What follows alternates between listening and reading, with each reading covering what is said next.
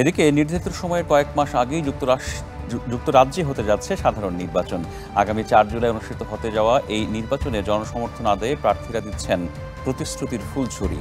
বিভিন্ন জনমত জরিপে ক্ষমতাসীন কনজারভেটিভ পার্টি থেকে এগিয়ে আছে লেবার পার্টি।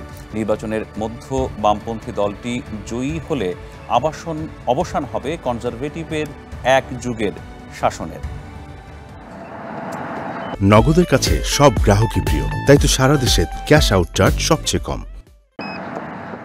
নির্ধারিত সময়ের আগেই যুক্তরাজ্যে নির্বাচন। ঋষি সুনাকের কনজারভেটিভ পার্টি চায় ঋণ কমাতে, স্বাস্থ্যসেবা, প্রতিরক্ষা বাজেট ব্যয় বাড়াতে আর অভিবাসীর বৈধতার সীমা নির্ধারণ করতে।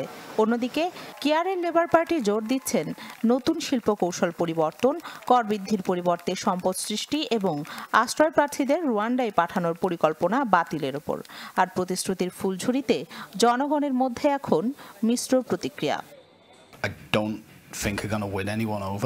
কনজারভেটিভ পার্টির অনেক পলিসি তেমন ফলপ্রসূ হয়নি, আবার কিছু ক্ষেত্রে বেশ ভালোই কাজ করেছে।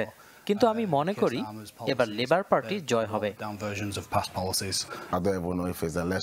জনগণের জন্য কেউই কিছু করে না নির্বাচন নিয়ে, তাই আমার কোনো মাথা ব্যথা নেই।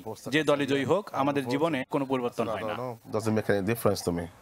জয় নিয়ে দুই দলই আশাবাদী, তবে বিভিন্ন জনমত জরিপ বলছে নির্বাচনে হারের ঝুঁকিতে আছে টানা 14 বছর ক্ষমতায় থাকা কনজারভেটিভ পার্টি।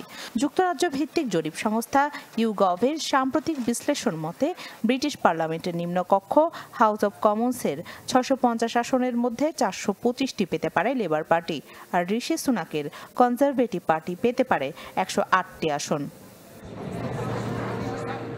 এছাড়া ফ্রান্স ভিত্তিক জরিপ সংস্থা ইপসসের বিশ্লেষণ অনুযায়ী এবার 453 আসন জিতে ক্ষমতায় যেতে পারে লেবার পার্টি, আর কনজারভেটিভের ঝুলিতে আসতে পারে বড়জোর 115 আসন।